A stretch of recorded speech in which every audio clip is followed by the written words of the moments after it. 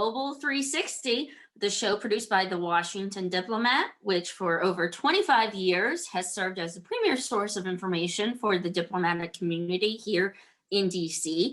Want to send a special thank you to our sponsors, Cigna, a health services company that operates worldwide, as well as Sahori Insurance, which has been serving the diplomatic community for over 50 years. I am the Diplomat's managing editor, Anna Gavell, and want to introduce my co-host, Eric Ham. Hi, Eric. Hi, Anna, and welcome, everyone. Thanks for being with us today. We've got a lot to talk about. Yep, and we've got a lot to talk about on this dreary day in DC. The remnants of Hurricane Zeta. I think we're out of names. I think the next one might be Anna. I don't know. We're going to the A's.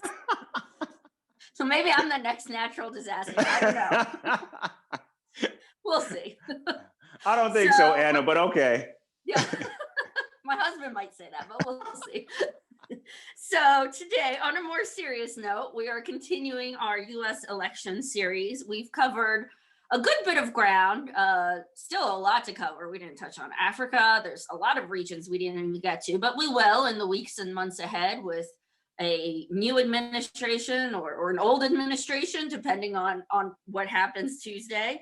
But kind of looking back at the areas we have covered, Eric, I know, we've obviously talked a lot about how a potential Biden presidency would approach certain regions. There's, of course, been stark differences, but also some similarities. And I mean, I think, for example, we had our Latin America talk, and certainly on the issue of immigration, you're going to see a stark contrast. Sure. Biden wants to invest in Central America to tackle more of the root causes of migration.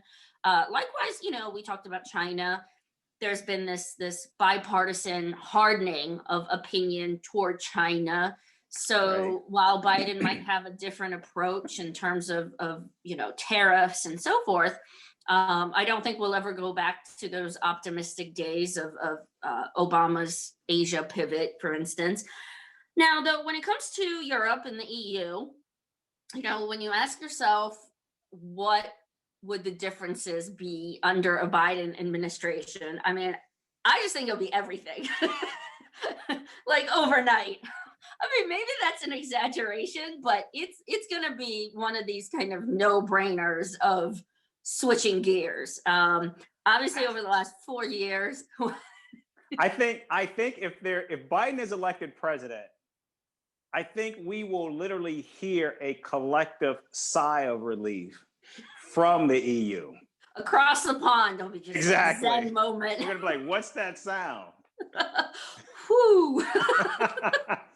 I'm in complete agreement with you. I mean, obviously, the last 4 years, I mean, a traditionally stable relationship has been very antagonistic. And, that, of course, has been driven by President Trump. He's, called members of the EU and NATO freeloaders, hasn't put much stock in the transatlantic alliance. So, I mean, really the most immediate thing. Now, the more immediate thing, well, and I'm sure we will get to this more in depth, will be the Paris Climate Accord if he's elected.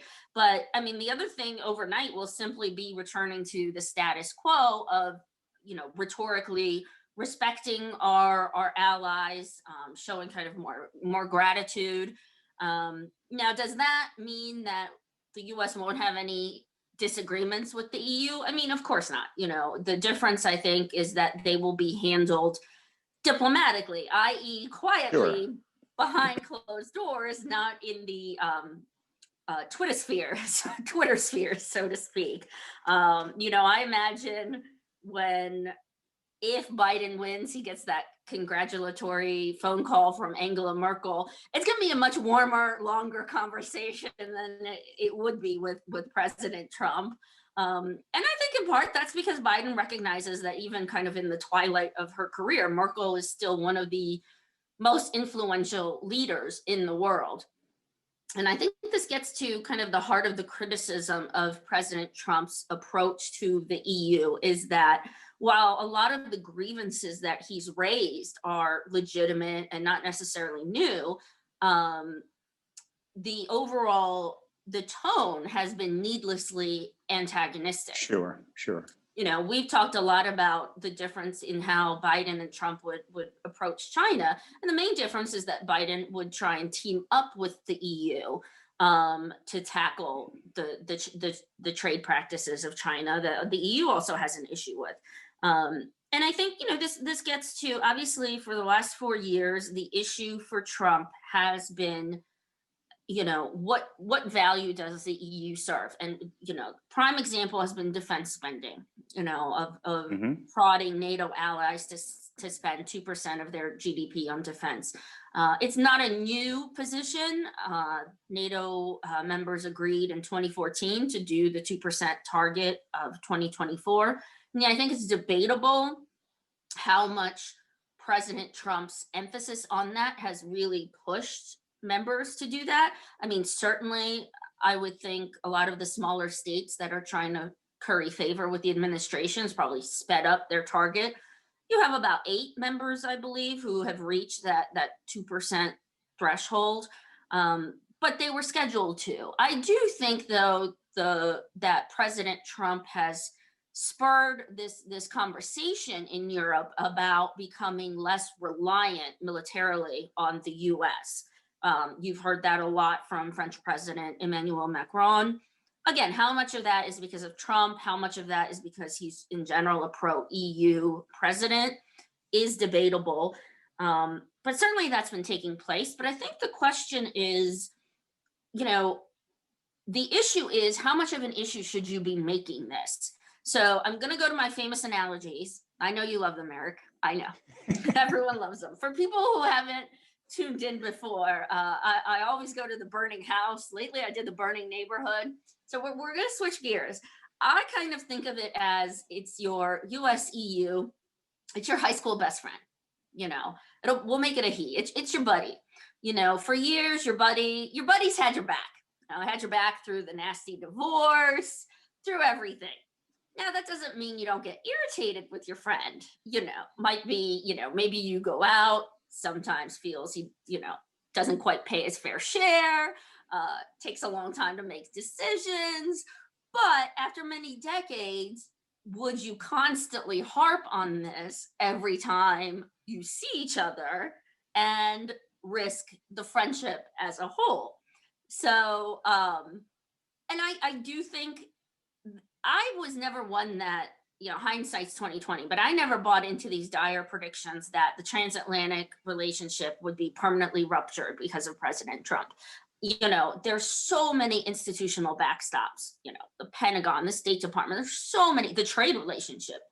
You know, it's hard to sever that relationship. But now you have to wonder, and as you said, everyone in Europe is wondering, another 4 years of President Trump. Now, would that take this very antagonistic rhetoric and put it into policy? Would these threats of leaving NATO actually be realized? And nobody knows. And so, you know, who knows how the high school reunion will play out? I don't know if that analogy worked, but I'm just going to go with it for the whole time.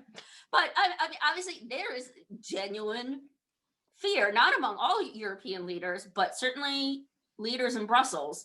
I think fear is a good way to describe it. You know, what do you think, Eric? Well, I think we have to look no further than how the United States is confronting this pandemic. We are seeing a president who is simply not listening to the medical experts, the scientists. The president continues to suggest that the virus is on its way out, and that simply is not the case. And I think that is a microcosm of what's so problematic for European leaders as it relates to the United States, because they see a president, Donald Trump, who is simply too mercurial, who simply is a destabilizing force, quite frankly. And while that certainly works for the president, it works for his base, it doesn't work for diplomacy and for maintaining diplomatic ties and relationships. And we see the limits of that because now the United States is reaching out to its European allies, trying to push them or sway them from engaging with Chinese technology companies like Huawei on 5G. And so we see that there have been limits to the Trump administration in terms of its antagonistic and often on again outreaches to the EU. And so I think there will be a collective sigh of relief if, in fact, there is a Biden administration, because you're right. One thing they know about Joe Biden, having been a creature of Washington for 40 years, he's an institutionalist. So he is someone who will operate within the and framework. Foreign policy was one of his calling cards too. Absolutely. And so within that, he will maintain those structures, and he will. Now, there are certain things that I think President Trump has done that I think will be hard for a Biden administration to ignore. One being the fact that NATO and many NATO countries have not paid their fair share. And I think that's something that Joe Biden will have to adhere to and stick to. Of course, he will do it in a much more diplomatic way than we've seen this president. In addition to that, something as simple as the appointment of ambassadors to these countries who are actually empowered to speak for the president, to speak on behalf of the United States. Again, that's something else that we didn't see. In fact, we still have an administration that has not appointed key ambassadors in certain positions. And even in places where there are, do we know if these ambassadors actually speak for the president? And so I think that is just something that we will see, just very, very basic differences in terms of how these two men will operate. But more importantly than that, I think if there is a second Trump administration, if he is reelected, I do believe when you talk about these institutions or these safeguards that are in place, we have seen President Donald Trump begin to bend the bureaucracy to his will. And I'm not so sure how these safeguards hold in a second Trump administration, because I could see President Donald Trump attempting to realign this geopolitical landscape that could potentially move the United States from a partnership with its European allies to engaging with countries like Turkey, Russia, and some other key players that could put the United States on the out. But make no mistake about it, if in fact Biden is reelected, I do believe that the Trump administration has shown itself, at least for many of these European actors, that they no longer can rely on the United States to be that partner that they have had for the last 6 to 7 decades. I think what we're seeing now is a Europe that is attempting to operate more independently and less reliant on the United States. So I think that train has left the station. No, I definitely. And you heard back in 2017, Angela Merkel, even, for her, it was a big public declaration that we can no longer fully rely on others. We hold our fate in our own hands. And no, there certainly will be people who argue that it's somewhat about time, that, especially when it comes to defense, you have to chip in more. But as you said, stability, I think that is, of all things, especially bureaucrats in Brussels, and I don't mean that in a negative way, crave stability and predictability so you can come up with strategies that are long term. That is not what you are going to get with a Trump administration. I mean, especially, now everyone's consumed by the coronavirus, but, Trump has not spelled out any kind of second term agenda whatsoever. I mean, Biden's is fairly vague and so forth, but at least there is that reassurance where he talks regularly about honoring the and preserving and returning to these the Western liberal multilateralist system that was developed after World War II. And he wants to back that up. I think, Tony Blinken, who is advisor of one of the advisors and obviously worked for President Obama, I think he summed it up best when he said, look, Biden will not view the EU as an enemy. And I think that really succinctly captures what it will be. But, we talked about, you mentioned predictability, stability. I think the tangible, the most tangible element of that is where you're going to see action is the Paris Climate Accord.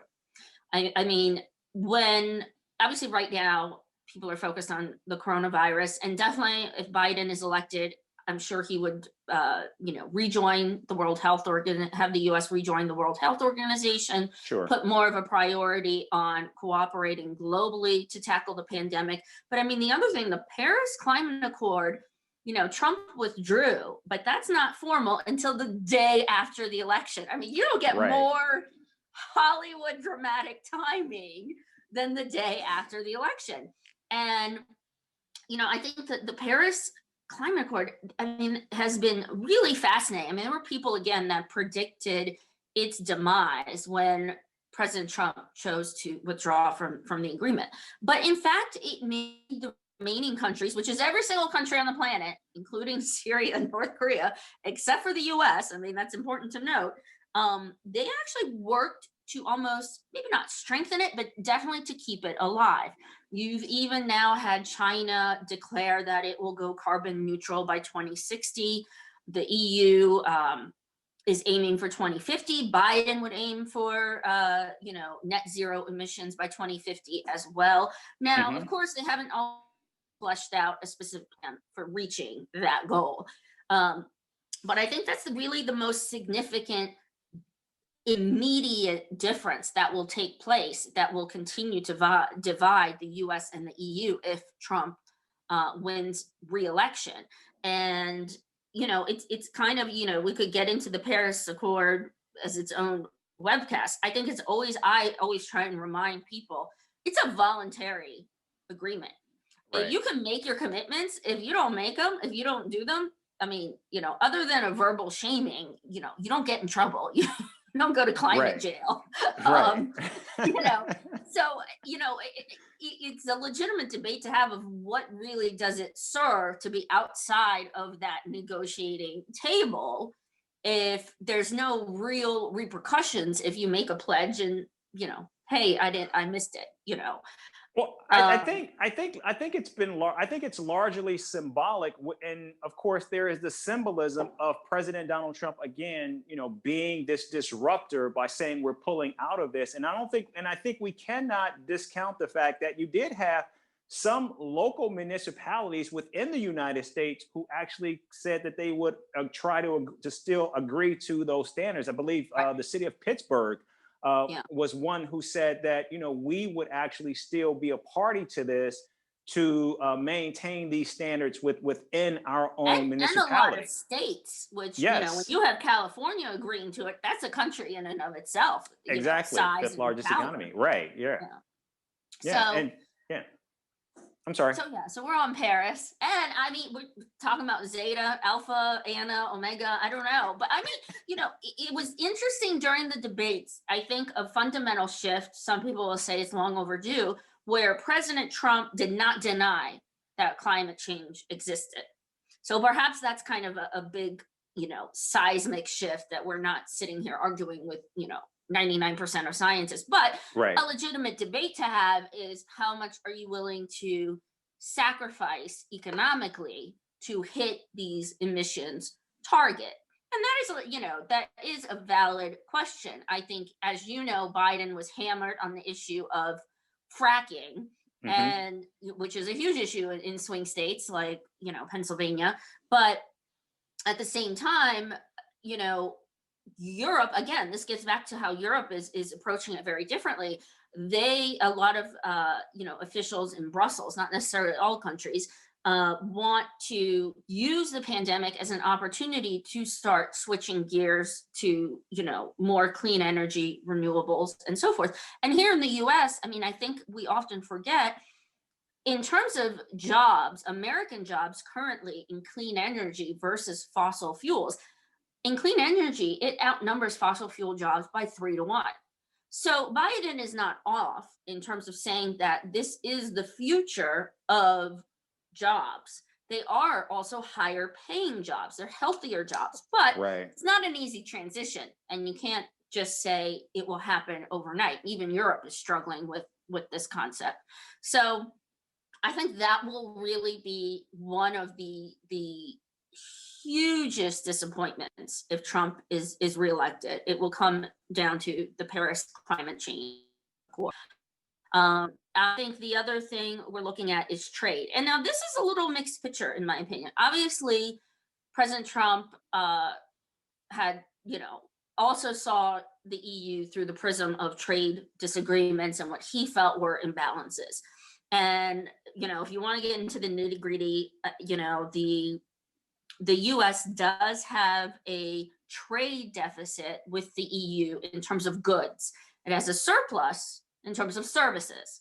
But overall, so it is a trade deficit, but if you're an economist, you could kind of say it's, that depends on a lot of factors, I think. But what is not, what is a fact is that the EU is the number one investor in the US.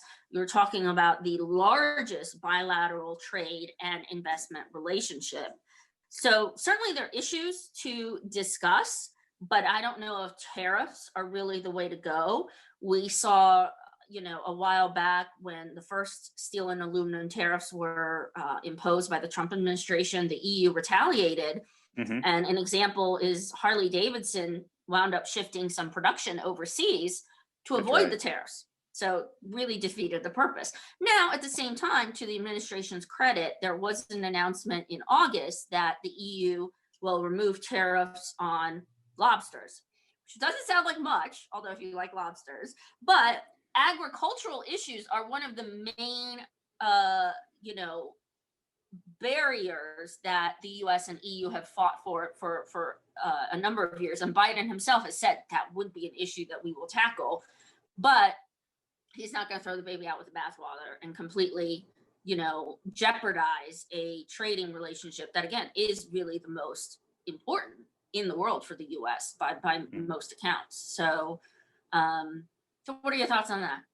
I think the overall I think the overall issue that we will see is the tone, and also too, one of the things about many of these European leaders is they have a familiarity with Joe Biden. They know Joe Biden. They've worked with him as the chairman of the Senate Foreign Relations Committee. They've worked with him as vice president of the United States.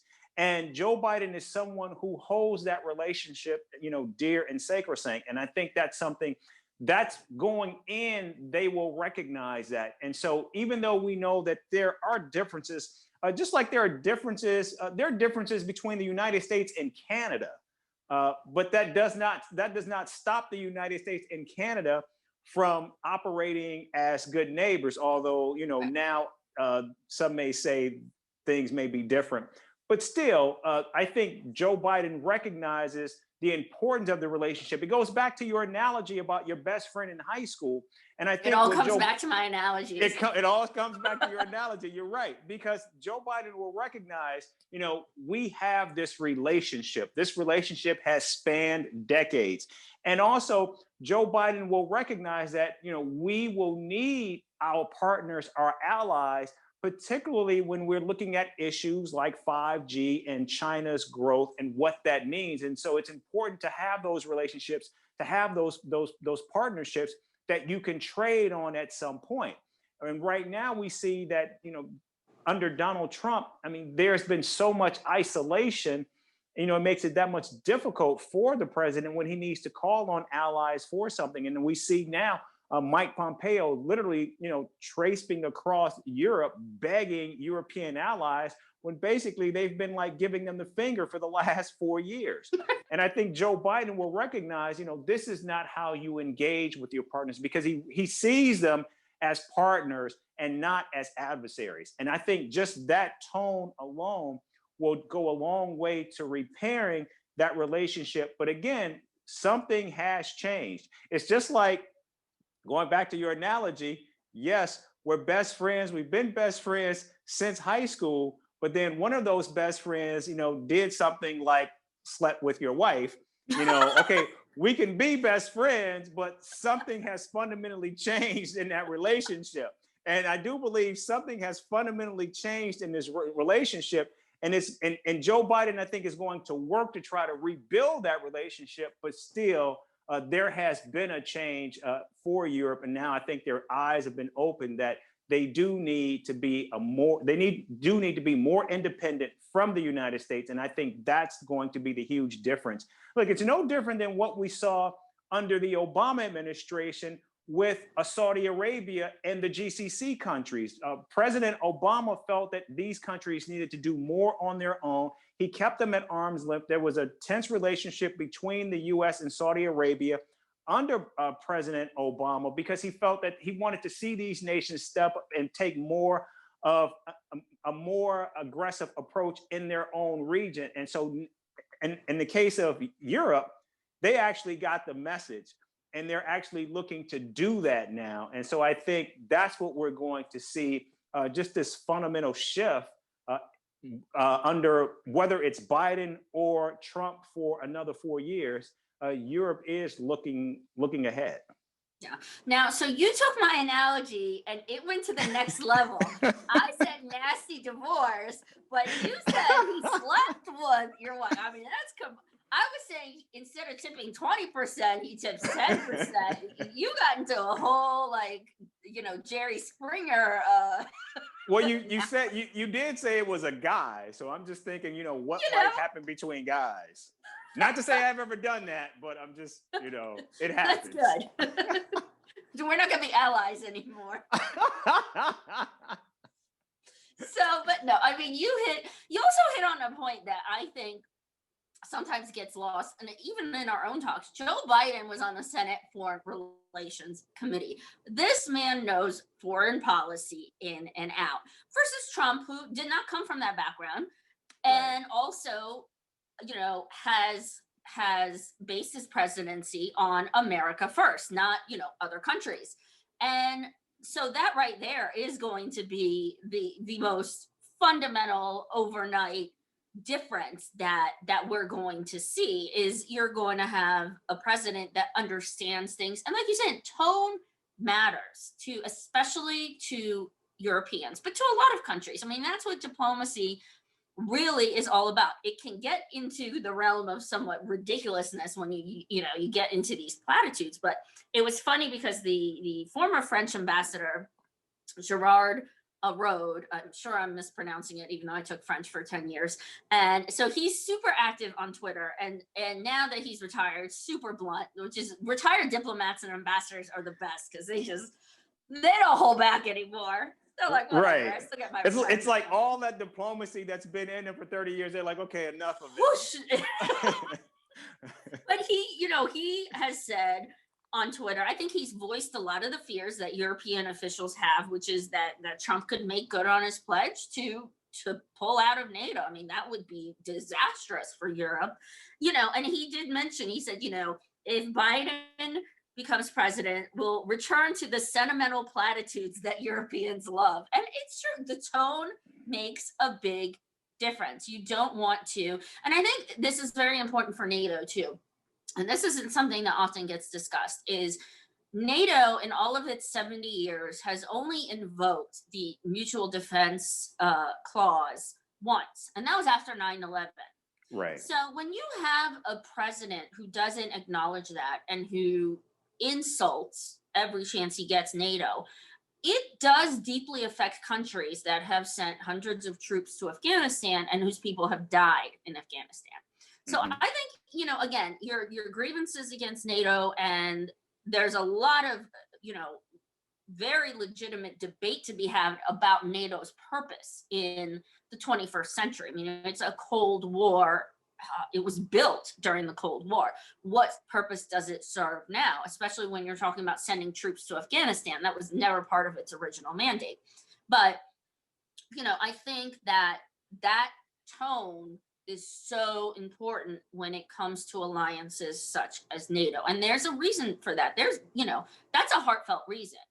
But then, once we get in, getting into NATO, I don't want to get into it too much because we've got a big Russia webcast coming up on Monday, the day before Dun, but dun, dun, dun. ominous music in the background, dark hurricane clouds.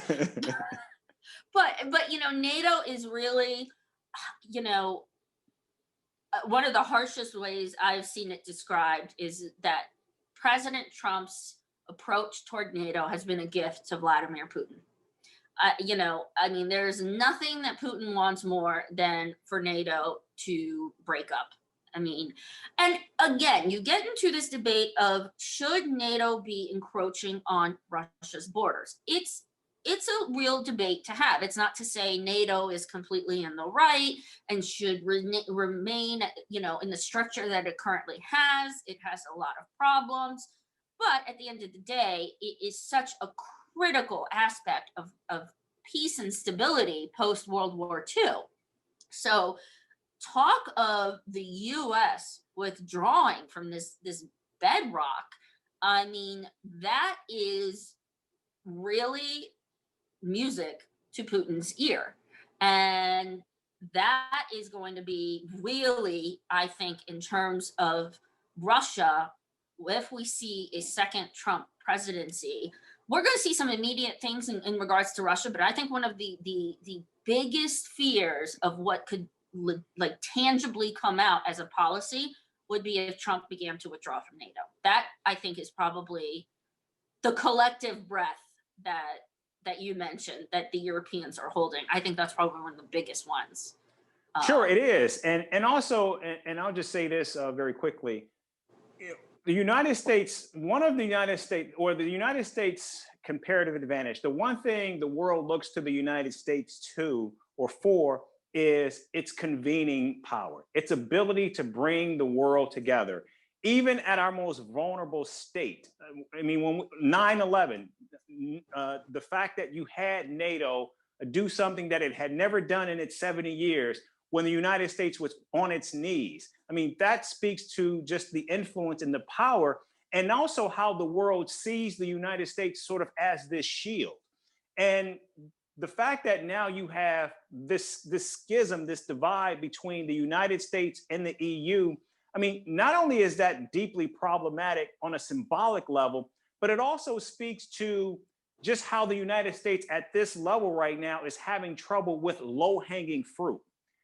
Maintaining a relationship with its best friend of decades. That should not be right. That should not be difficult to do. And so I think what the EU is looking to, what the world is looking to, is how will the United States not only treat its friends, but who are the friends now of the United States? Because we see this current president, he doesn't necessarily see NATO or EU as friends. Not in the way that he does maybe Russia or North Korea or other autocratic countries. And so I think that's an area where it's a major difference. And the question becomes, where is the United States heading? Under a Biden administration, it will go back to status quo to a certain degree. But under a Trump administration, while we do expect things to radically change in a second term, we don't quite know what those changes are or what they mean, not only for the United States internally, but also what it means for the geopolitical landscape. Right. And, you hit on the point of, that it'll be interesting because President Biden, he'll be consumed by, of course, domestic issues. You take, the movement against racism, the nationalism, the pandemic. Obviously, the immediate focus will be on domestic issues. But Biden has said that foreign policy is domestic issues. Domestic issues are foreign policy. He believes that if you project democratic values, that matters in foreign policy. And so I think that is one of the biggest things that the EU is counting on. I remember reading there was a European diplomat who was at a G7 dinner where, they were stunned that President Trump was taking the side of Russia and complimenting Putin over his own intelligence agencies. to Europe, that was to that official and to the diplomats at the table, that was a wake-up call. Are you considering Putin your friend over your intelligence agencies and over us? And that was several years ago, of course. So, there has been, like you said, this very fundamental schism, and that would certainly change under Biden, although some of these issues that President Trump has raised will be there. They've been there. They will continue to be there. It's probably good that he's shined a light on them. Mm-hmm. But so on that note, Russia, where's the drum bum bum bum? Dun, dun, dun, dun. Right. That is going to, we didn't just coincidentally save that until the day before the election. So we hope that you will tune in. We have actually lots of exciting news. So we have our Russia webcast will be Monday, November 2nd, 2 p.m. Again, I don't know what analogy I'm going to come up with. I'll come up with one. Or it'll be your turn to come up with one, Eric. Okay, if I come up with one, this will be for adults only. Okay, all right. So we'll have like YouTube censored or something. There you go. Not PG plus or whatever. So we've got some exciting. We have that webcast. We also have some exciting news. We have been doing the webcasts in part because of the pandemic, and studios and everything has been closed down. We are now going back to what was the original concept of we will be a podcast. We'll have our little logo on Apple, Spotify, I don't know, all those things that young people tune into.